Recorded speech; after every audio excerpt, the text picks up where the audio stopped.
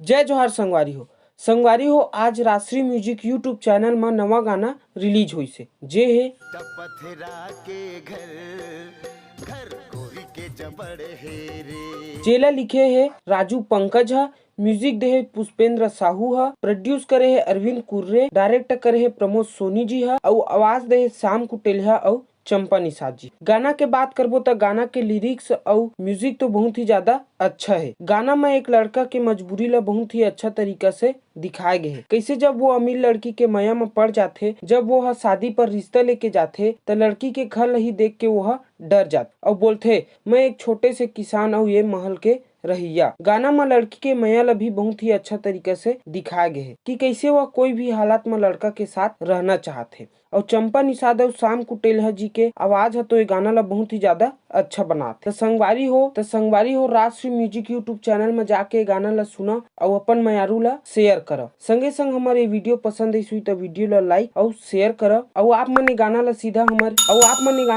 हमारे डिस्क्रिप्शन में डले लिंक से भी जाके देख सकत हो। तो जय जोहार, जय छत्तीसगढ़, जय भारत।